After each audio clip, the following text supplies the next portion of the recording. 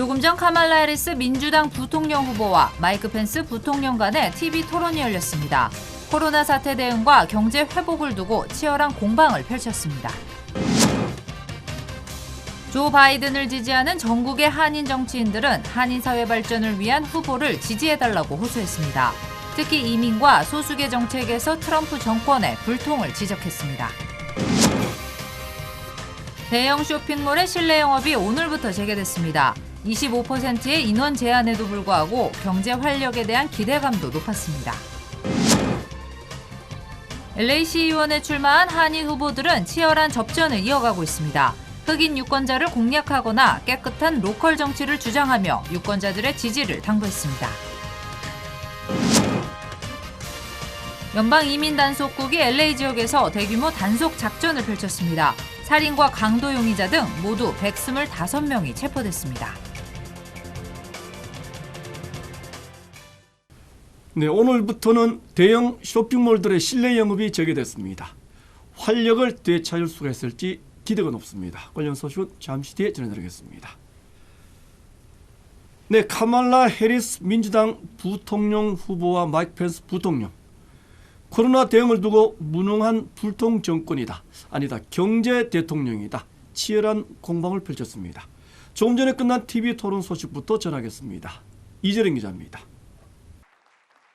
첫 질문은 예상대로 코로나19 사태에 관한 질문이었습니다. 카말라 해리스 후보는 미국에서만 21만 명의 목숨을 앗아간 트럼프 정부의 대응은 역사상 가장 큰 실패였다는 말로 입을 열었습니다. 펜스 부통령은 트럼프 대통령과 함께 코로나에 대한 사실을 숨기는 데 급급했고 여전히 대책이 없다고 비판했습니다.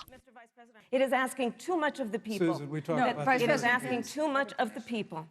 That they would not be equipped with the information they need to help themselves to protect their parents and their children. 이에 펜스 부통령은 중국 여객기 입국을 막는 등 처음부터 강력히 대응해왔다고 반박했습니다. 빠른 대응과 자원으로 피해를 줄였고 올해가 가기 전에 백신도 마련할 거라고 강조했습니다. The reality is that we're going to have a vaccine, Senator, in record time, in unheard of time, in less than a year. We have 5 companies in phase 3 clinical trials. 토론은 트럼프 대통령의 세금 문제로 이어지기도 했습니다. 해리스 후보는 조 바이든 후보는 47년간의 공직 생활 동안 무엇보다 투명성을 지켜왔다며 트럼프 대통령의 쥐꼬리 세금 문제를 지적했습니다. 펜스 부통령은 트럼프 대통령은 성공한 사업가로 수백만 달러의 세금을 낸 반면 바이든 후보는 세금을 인상하는 정책만 펼친다고 반박하기도 했습니다. 이 외에도 건강보험과 경제 문제, 미중 관계를 두고도 두 후보는 팽팽히 대립했습니다. 토론에 강한 두 후보답게 부통령 후보 토론회는 지난 대선 토론에 비해 비교적 차분하고 논리정연하게 진행됐습니다. 트럼프 대통령은 코로나 확진 판정에도 2차 TV 토론에 참여할 거라고 밝힌 상태인데 야외에서 진행될 가능성이 높은 것으로 알려졌습니다. 제2차 대통령 후보 토론회는 오는 15일 플로리다주에서 열릴 예정입니다. SBS 이재린입니다. 네, 조 바이든 후보를 지지하는 전국의 한인 정치인들, 막판 한인 유권자들의 표심을 호소했습니다. 한인 유권자들이 당락을 결정할 수 있다는 점을 강조하고 있습니다. 계속해서 김민우 기자가 취재했습니다. 전국에서 출마한 주요 한인 정치인들이 한자리에 모였습니다. 30여 명의 한인 정치인들이 온라인을 통해 서로 만난 겁니다. 다음 달 3일 선거를 앞두고 한인 사회의 지지를 호소했습니다. 민주당 성향의 한인 정치인들은 헬스케어 폐지를 주장하는 트럼프 대통령에 맞서 저렴한 건강보험을 공약한 바이든 후보를 지지해달라고 목소리를 높였습니다. I know that there's a lot that we need to focus on about the United States' relationship with China, about the United States' relationship with South Korea and the Korean Peninsula. Asia Pacific is going to be the biggest question in terms of what happens next in terms of American global leadership. 스몰 비즈니스가 주력인 한인 사회의 특성상 한인 경제를 위해서는 바이든 후보가 더 적합한 대통령 후보라는 점을 강조하는 한인 정치인도 많았습니다.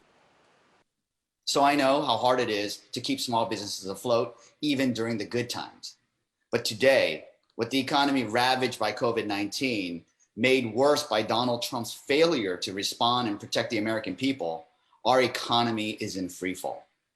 폐쇄적인 이민 정책, 그리고 소수계 차별 정책 등 트럼프 대통령의 리더십에 대한 비판도 이어졌습니다.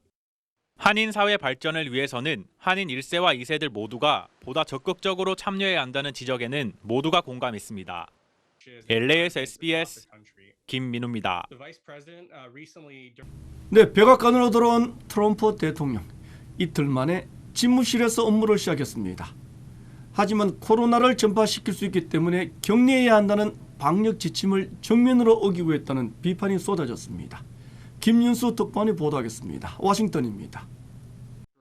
트럼프 대통령이 집무실 업무를 시작했다고 CNN이 보도했습니다. 오늘 집무실에서 의회 협상 중인 경기 부양안 등에 대한 보고를 받았다고 전했습니다. 앞서 커들로 백악관 국가경제위원장은 한 방송 인터뷰에서 트럼프 대통령이 어제부터 집무실 업무를 시작했다고 밝혔습니다.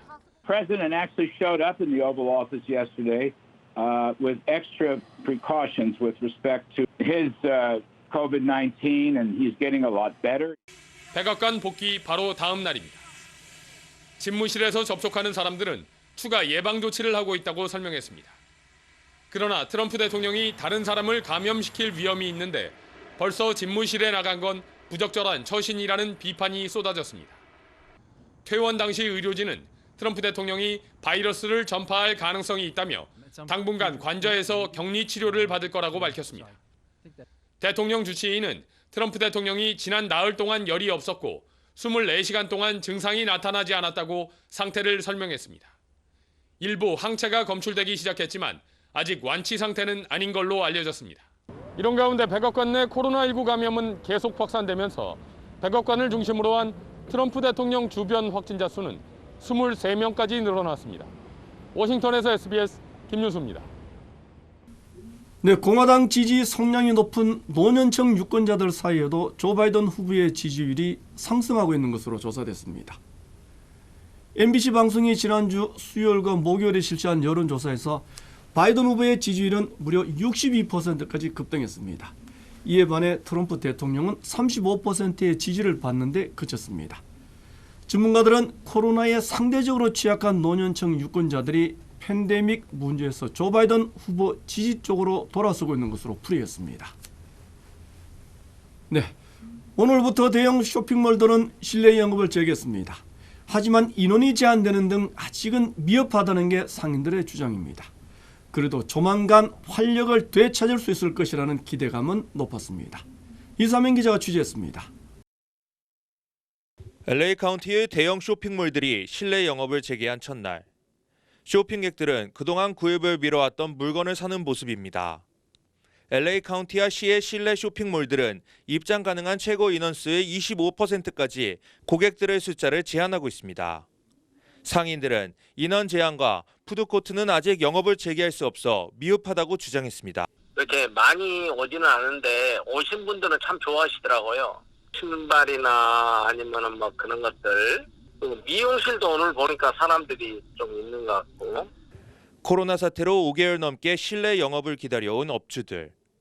조만간 활력을 되찾을 수 있다는 기대가 높아지고 있습니다. 더구나 단골 손님들의 예약까지 잇따르면서 빨리 회복할 수 있다는 희망을 가져봅니다.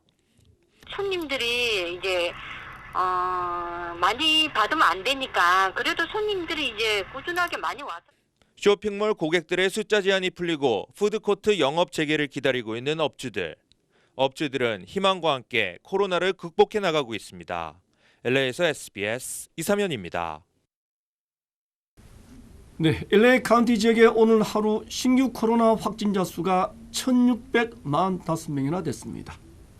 지난 8월 20일 이후 가장 많은 확진자 수입니다.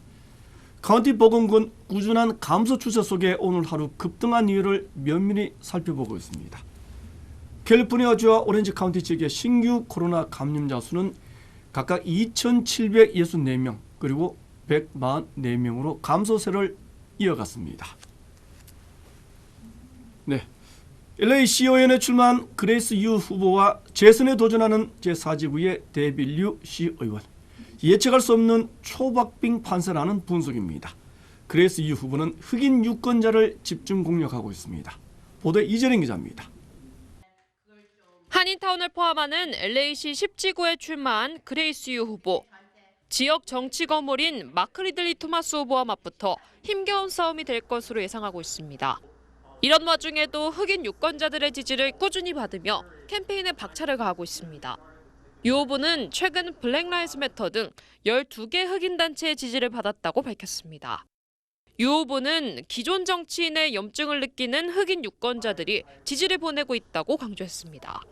사상 첫 한인 시의원으로 재선을 노리고 있는 LA시 4지구 데이빌 류 의원. 상대 후보와 접전을 펼치며 초박빙의 승부가 될 것으로 예상됩니다. 두 후보는 예선에서 낙선한 후보들을 상대로 지지를 호소하고 있는 상황입니다. 데이빌 류 의원은 오늘 LA 한인회를 직접 찾아 많은 한인 유권자들의 관심과 지지를 호소하기도 했습니다. 대통령 후보자는 딴 동네들보다, 딴 시민들보다 한 30% 적게 나왔다는 거예요. 그러니까 우리 한국 분들, 우리 파워 키우시려면 꼭 투표해야 됩니다. 앞으로 27일간의 치열한 선거 활동이 한인 시의원들의 승패를 좌우할 전망입니다. LA에서 SBS 이재린입니다. 네, 연방이민 단속국이 LA 지역에서 대대적인 단속 작전을 펼쳤습니다. 살인 그리고 강도 용의자 등 모두 120여 명이 체포됐습니다. 이삼현 기자입니다. 이민 단속국이 캘리포니아주에서 불법 체류자 125명을 체포했다고 밝혔습니다. 불체자 100여 명은 LA 지역에서 붙잡혔다고 설명했습니다. 단속국이 급습한 불체자 가운데 95%는 유죄 판결을 받거나 기소된 상태라고 강조했습니다. LA에서 체포된 불체자들은 살인과 폭행 그리고 성범죄 등의 범죄 기록을 가지고 있다고 단속국은 전했습니다. 이번 급습 작전은 피난처 도시를 집중 수색하며 이루어졌습니다. 범죄를 저지르고 교도소에서 석방된 추방 예정자를 대상으로 작전이 실시됐습니다. 이번 작전은 지난달 18일부터 지난 3일까지 진행됐습니다. SBS 이삼현입니다. 네, 올해의 노벨 화학상은 유전자 편집 기술을 개발하고 발전시킨 2명의 여성 과학자에게 돌아갔습니다. UC 버클리 대학의 제니프 다우드나 교수와 프랑스 대성의 이마누엘 사르빵티에르 교수입니다. 노벨상위원회는 크리스퍼 유전자 가위라는 새로운 기법을 개발한 이들 과학자는 다양한 질병을 치유할 수 있는 획기적인 계기를 마련했다고 평가했습니다. 세계무역기구 WTO 사무총장에 출마한 유명희 본부장이 최종 결선에 올랐습니다. 상대 후보는 나이지리아 출신의 잘 알려진 여성 뱅커입니다. 유 본부장은 다자 무역 체제를 강화하겠다는 공약을 내걸었습니다. 정준영 기자가 전하겠습니다. 세계무역기구 WTO 사무총장 선거에 출마한 유명희 통상교섭 본부장이 2라운드를 통과했습니다. 블룸버그 통신은 소식통을 인용해 유명희 본부장이 5명의 후보가 경쟁한 2라운드를 통과해 최종 후보 2명만 남는 결선에 진출했다고 보도했습니다. 아직 공식 발표는 나지 않은 상태로 WTO는 우리 시간 오늘 오후에 사무총장 선거와 관련한 발표를 할 예정입니다. 유명희 본부장과 함께 결선에 오른 후보는 나이지리아의 오콘조 이웰라 후보입니다. 오콘조 이웰라 후보는 아프리카 출신의 세계은행에서 오랜 기간 근무해 해외에서 인지도가 높은 인물로 치열한 경쟁이 예상됩니다. 두 여성 후보가 나란히 결선에 진출하면서 25년 WTO 역사상 처음으로 여성 사무총장이 탄생하게 됐습니다. 또 유 본부장이 최종 당선될 경우엔 첫 한국인 WTO 수장이 됩니다. My vision for the WTO is to rebuild trust in the multilateral trading system by making it more relevant, resilient, and responsive. 정부 차원에서도 문재인 대통령이 각국 정상들에게 지지를 요청하는 등 적극적으로 유 본부장을 지원해 왔습니다. WTO 사무국은 이달 하순부터 결선 협의 절차를 진행할 예정으로 최종 후보 2명 가운데 누가 차기 WTO 사무총장이 될지는 다음 달 초에 결정됩니다. SBS 정준영입니다. 네, 대법원까지 가는 소송에서 승리한 유승준 씨가 또다시 한국 비자를 거부당했습니다. 유승준 씨는 자신을 테러 분자 취급하는 한국 외교부를 강하게 비판했습니다. 배준우 기자가 보도하겠습니다. 유승준 씨가 최근 2015년에 이어 두 번째로 비자 발급 소송을 제기했습니다. 대법원에서 승소 판결을 받았는데도 LA 총영사관이 지난 7월 비자 발급을 거부한 건 대법원 판결 취지에 반하고 비례 원칙에도 어긋난다는 겁니다. 이에 대해 외교부는 우선 재외동포법을 근거로 비자 발급을 거부했다고 밝혔습니다. 법조항엔 안전보장과 질서유지, 공공복리 등 국익을 해칠 우려가 있는 경우 법무부 장관이 재외동포 체류 자격을 부여하지 않는다고 규정하고 있습니다. 또 이번 비자 발급 거부는 적법한 절차라는 게 외교부의 설명입니다. 앞서 대법원 판결 취지는 비자 발급 거부 과정에서 절차적 문제가 있다는 것이지 유 씨에게 비자를 발급하라는 취지는 아니라는 겁니다. 외교부는 또 유 씨가 신청 요건을 갖추었다고 해서 무조건 발급해야 하는 것은 아니라고 강조했습니다. 유 씨는 최근 변호인에게 내가 테러 운전하며 가족들의 고통을 덜어주고 싶다고 말한 걸로 알려졌습니다. 유 씨 측은 앞으로 재판에서 사실관계를 바탕으로 외교부의 처분이 과도하다는 점을 강조하겠다고 밝혔습니다. SBS 배준우입니다. 네, 잠적했던 이탈리아 주재 북한 대사 대리가 한국에 망명한 사실이 공식 확인됐습니다. 대사급이 망명한 것은 이번이 처음이라고 합니다. 북한은 아직까지 침묵하고 있습니다. 보도에 안정식 기자입니다. 전해철 국회 정보위원장은 조성길 전 이탈리아 주재 북한 대사 대리가 지난해 7월 한국에 왔으며 수차례 한국행 의사를 자발적으로 밝혔다고 말했습니다. 그동안 공개되지 않은 건 북한에 있는 가족 걱정에 한국행이 알려지는 것을 원하지 않았기 때문이라고 설명했습니다. 2018년 11월 초 조 전 대사 대리가 잠적한 뒤에도 이탈리아에 남아있던 그의 딸은 직후 북한으로 송환된 상태입니다. 대리이긴 하지만 대사급의 한국 망명은 이번이 처음입니다. 더구나 조 전 대사 대리는 아버지와 장인이 모두 고위 외교관을 지낸 엘리트 집안 출신이어서 북한 고위층에 상당한 충격을 줄 것으로 보입니다. 북한 엘리트들에게 주는 충격이 강하거든요. 그러니까 북한이 그렇게 화를 많이 내는 거고 유럽은 약간 중립이잖아요. 제일 나쁜 게 한국으로 오는 겁니다. 조 대사 대리의 한국 망명이 언론에 공개된 것과 관련해 일부 야당 의원들은 정치적인 의도가 있다는 의혹을 제기했습니다. 반면 MBC는 조 씨의 아내 이모 씨가 언론사에 제보했기 때문이라며 이 씨가 북한으로 송환된 딸을 걱정해 딸과 가족이 있는 북한에 보내달라는 의사를 일부 언론사에 밝혔다고 보도했습니다. 조 대사 대리의 한국행과 관련해 여러 얘기들이 나오면서 북한이 어떤 반응을 보일지 주목됩니다. SBS 안정식입니다. 네, 뉴욕의 연방은행이 한인 커뮤니티 은행인 CBB은행을 소개하는 뉴스레터를 작성했다고 합니다. 커뮤니티 은행으로서의 역할에 충실하고 있다는 내용입니다. 전국의 주요 한인사회 소식을 전해드리겠습니다. 뉴욕 연방은행이 한인은행으로는 처음으로 CBB은행을 소개했습니다. 뉴욕 연준의 온라인 뉴스레터인 미디움은 CBB은행이 주력 마켓인 LA에서 코로나19 사태로 어려움을 겪고 있는 중소기업들에게 급여 보호 프로그램 TPP와 SBA 론 등 필요한 대출을 위해 전 직원들이 주중과 주말까지 비상근무를 하는 등 커뮤니티 은행의 역할을 완벽하게 수행해왔다고 밝혔습니다.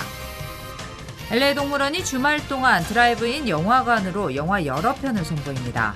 동물원은 팬데믹으로 인해 드라이브인 영화관을 통해 매 주말마다 동물의 모험과 할로윈 등의 주제로 영화를 선보인다고 밝혔습니다. 뉴욕주에서 운전면허갱신 만기일이 오는 11월 3일까지 한 달 더 연장됐습니다. 앤드류 쿠오모 주지사는 코로나로 인해 차량국 민원 업무가 제한적으로 이뤄지면서 운전면허증과 차량 등록증, 차량 검사 등 갱신 만기일을 오는 11월 3일까지 연장하는 행정명령에 서명했습니다. 연방국세청 IRS가 경기부양금을 받지 못한 주민들을 위한 신고 마감일을 오는 15일에서 11월 21일까지 연장했습니다. IRS는 아직까지 연방정부의 지원금 체크를 마친 주민들은 웹사이트를 통해 접수할 것을 당부했습니다. 산타클라라 카운티에서 곧 식당 실내 영업이 허용될 전망입니다. 카운티 정부는 이르면 오는 14일부터 주정부 경제재개 3단계인 오렌지색으로 격상될 수 있다며 이 경우 인원 제한 하에 식당 실내 영업과 소셜 모임 등에 대한 제재가 완화될 수 있다고 밝혔습니다. 식당 실내 영업과 실내 모임은 수용 인원 25% 혹은 최대 100명, 그리고 야외 모임은 최대 200명까지 허용됩니다.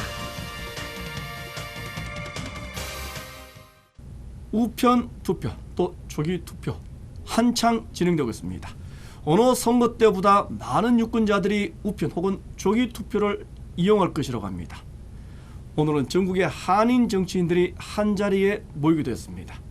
한인 사회 발전을 위한 후보를 지지해 달라는 호소였습니다. 한 표의 소중함과 그 위력 결코 포기해서는 안 되겠습니다. 유권자와의 약속을 성실하게 지킬 후보, 그 당락은 바로 한인 유권자들이 결정할 수 있을 겁니다. 우리가 선택한 미국, 그것이 바로 내가 만들어 나가는 미래가 될 것입니다. 이 부분 마치겠습니다. 고맙습니다.